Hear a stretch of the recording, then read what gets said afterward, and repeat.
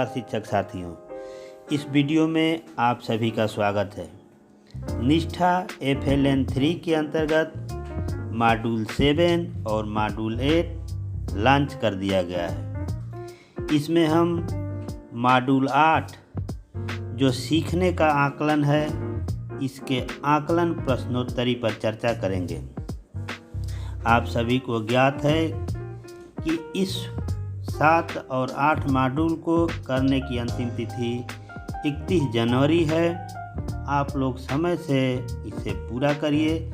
आइए चलते हैं आकलन प्रश्नोत्तरी पर, जिसका पहला प्रश्न है,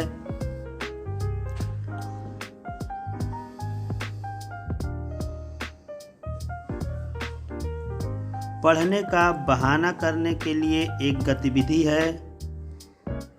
पहला है बुनियादी साक्षरता, बुनियादी श्रवण, बुनियादी सृजनात्मकता, बुनियादी संप्रेषण।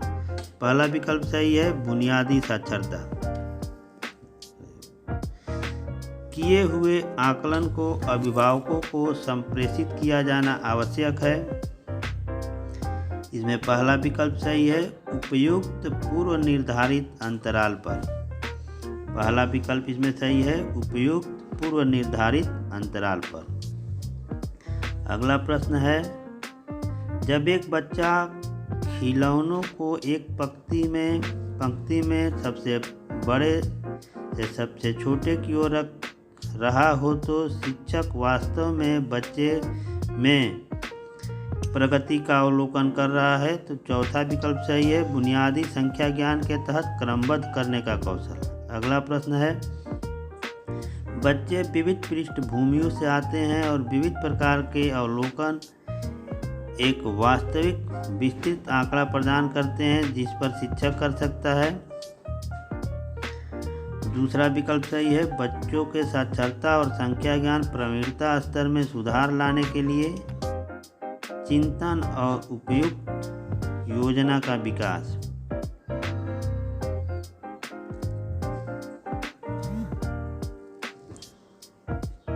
अगला प्रश्न,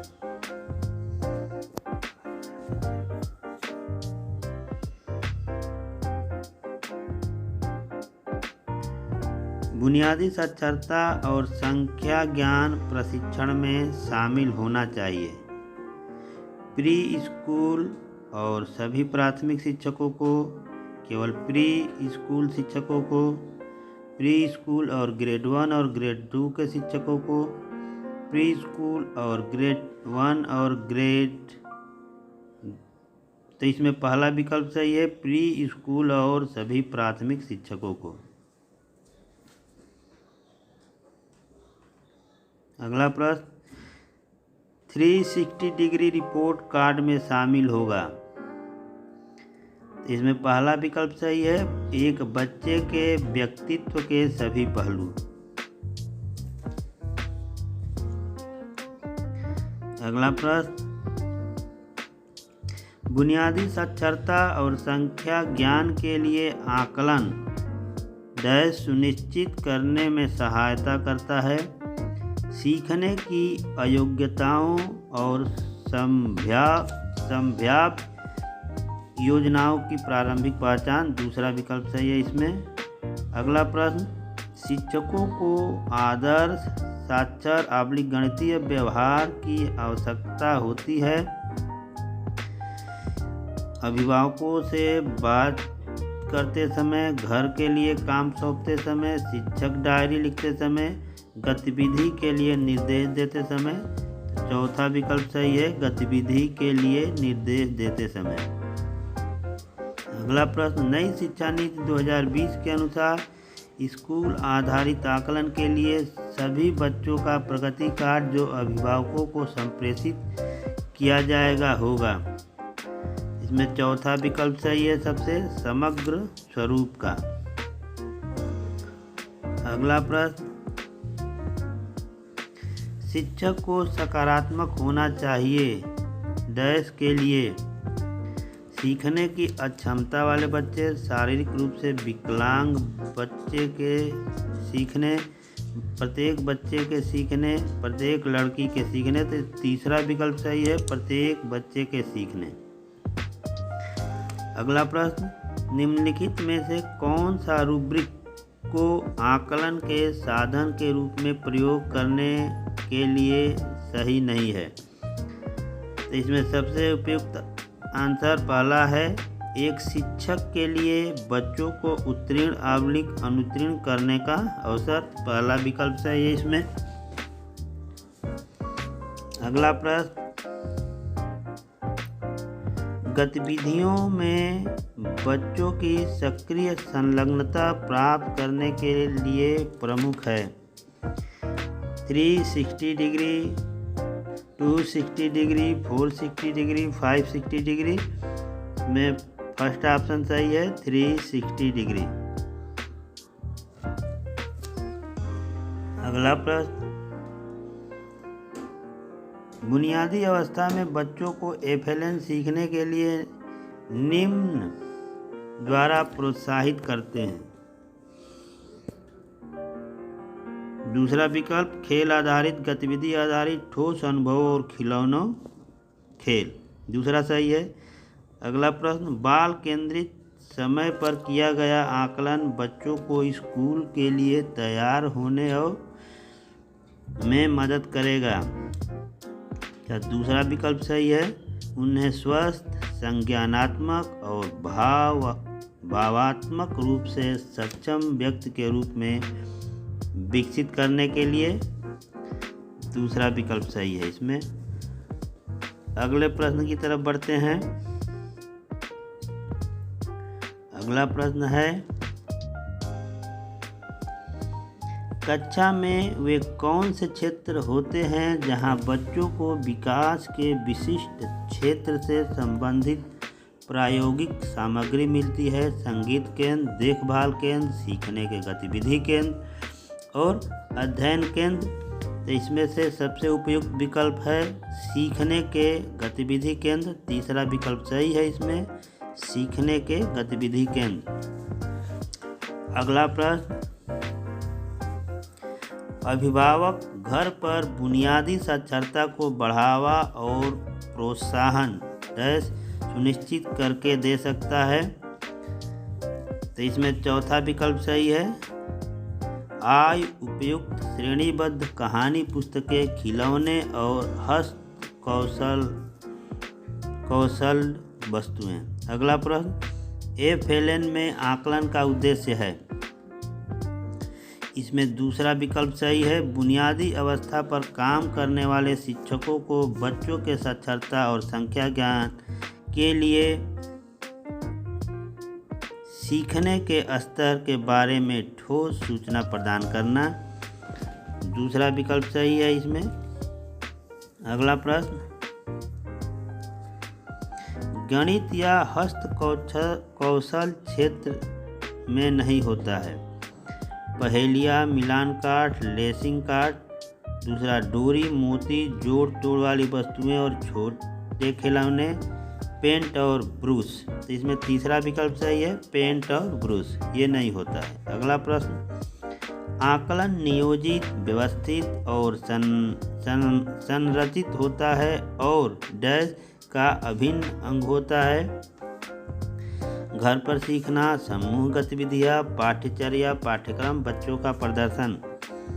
इसमें थर्ड ऑप्शन सही है, पाठ्यचर्या पाठ्यक्रम। अगला प्रश्न, बुनियादी साक्षरता और संख्या ज्ञान की शिक्षण अधिगम प्रक्रिया में खिलौना आधारित शिक्षण विधि को एकीकृत करने का अंतिम लक्ष्य है? इसमें तीसरा विकल्प सही है, बच्चों की समीक्षात्मक चिंतन, सृजनात्मक सोच, संवाद करने, उच्च श्रेणी की विकासात्मक उपयुक्त वस्तुओं का आनंद लेने स्वतंत्रता पूर्वक अभिव्यक्त व्यक्त करने। तो इसमें तीसरा विकल्प सही है इसका।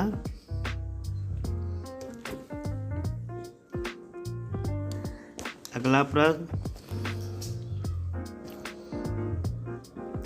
FLN में शिक्षक बच्चों का सबसे अच्छा काम एकत्रित करता है और उसे एक फाइल फोल्डर में सीखने के प्रमाण के रूप में रखता है, फोल्डर को कहा जाता है। ऐसे फोल्डर को पोर्टफोलियो कहा जाता है। दूसरा विकल्प सही है इसमें, पोर्टफोलियो।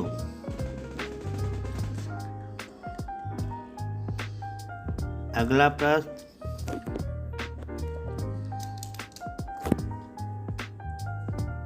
गणित या हस्तकौशल क्षेत्र शिक्षकों को बच्चों के बारे में एक अपरिपक्व आकलन प्रदान करेगा।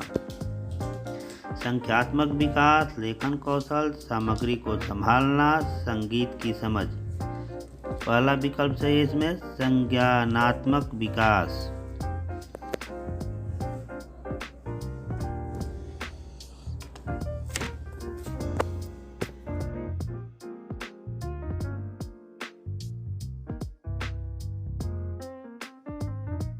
अगला प्रश्न,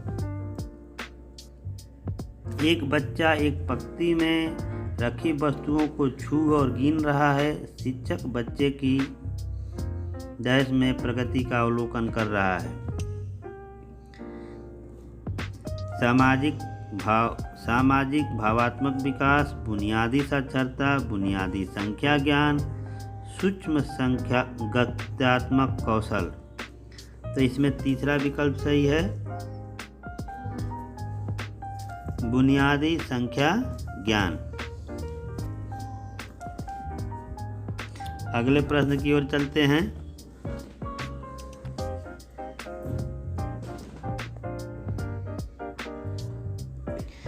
HPC कार्ड घर और स्कूल के बीच एक महत्वपूर्ण कड़ी होगा और इसके साथ नियमित अभिभावक शिक्षक मीटिंग होगी।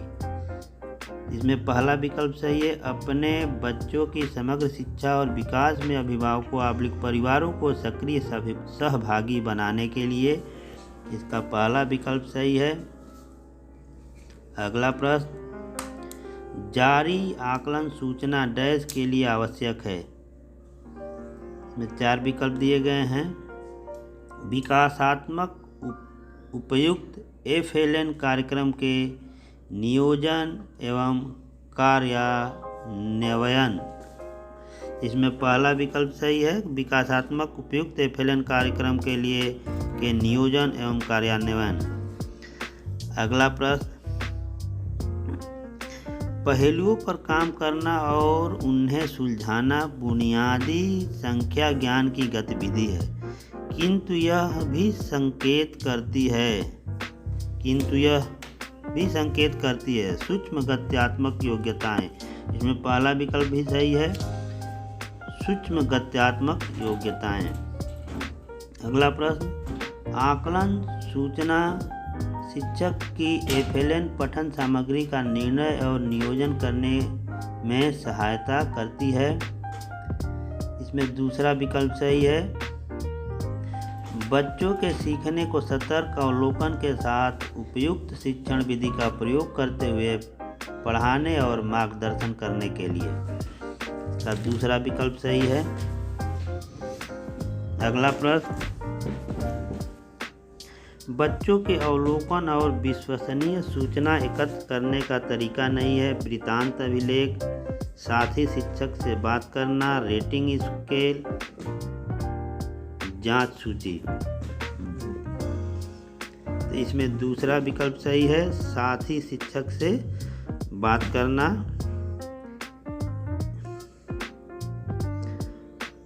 अगला प्रश्न, कौन सा पोर्टफोलियो का हिस्सा नहीं है? कार्यपत्रिका, ड्राइंग, कक्षा में उत्तर देना, फोटोग्राफ। तीसरा पोर्टफोलियो का हिस्सा नहीं है, कक्षा में उत्तर देना, तीसरा विकल्प। अगला प्रश्न, हम बुनियादी अवस्था में बच्चों को FLN सीखने के लिए निम्न द्वारा प्रोत्साहित करते हैं।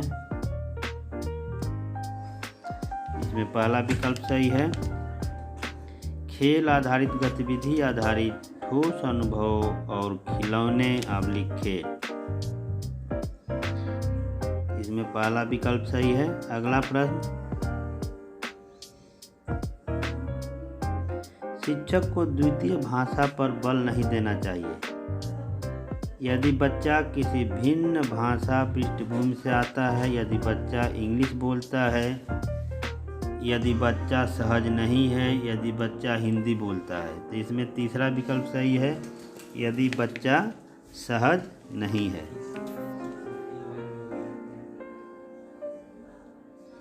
अगला प्रश्न,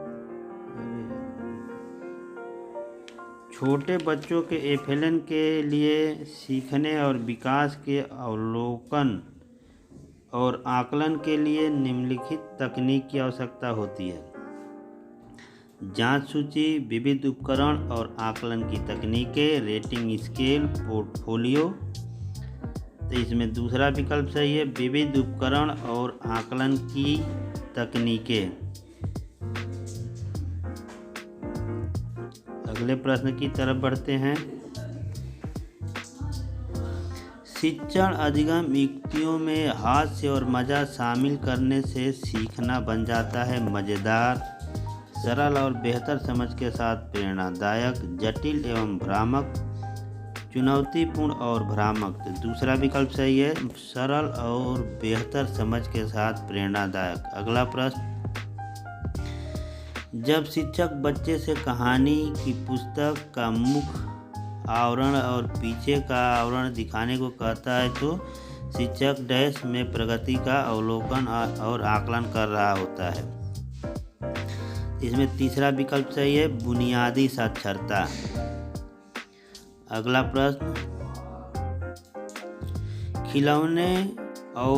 खिलौने वाले टेलीफोन और बोलती पुस्तकें तकनीकी सहायता प्राप्त खिलौने हैं जो काफ़ी हद तक डैश को बढ़ावा देते हैं। भावात्मक विकास, संख्या ज्ञान कौशलों, लेखन कौशलों, भाषा और संप्रेषण कौशलों। तो चौथा विकल्प सही है। परिभाषा से 360 रिपोर्ट है, समग्र और बहुआयामी, समग्र और एकल आयामी, समग्र और द्विआयामी, समग्र और त्रिआयामी। तो इसमें पहला विकल्प सही है, समग्र और बहुआयामी। अगला प्रश्न, एक HPC होलिस्टिक प्रोग्रेस कार्ड के संकेतकों में शामिल है। इसमें चौथा विकल्प सही है, 21वीं सदी कौशल जैसे कि समीक्षात्मक चिंतन, समस्या समाधान, सृजनात्मकता, संप्रेषण और सहयोग। चौथा विकल्प सही है इसमें।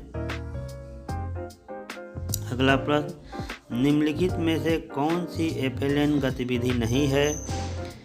कक्षा गतिविधियों के समय निर्देशों का पालन करना, गणितीय शब्दावली का प्रयोग करना, कहानी सुनना और कहानी के बारे में बात करना, पेंसिल को निर्दिष्ट डब्बे में रखना। तो चौथा विकल्प इसमें सही है, पेंसिल को निर्दिष्ट डिब्बे में रखना। अगला प्रश्न,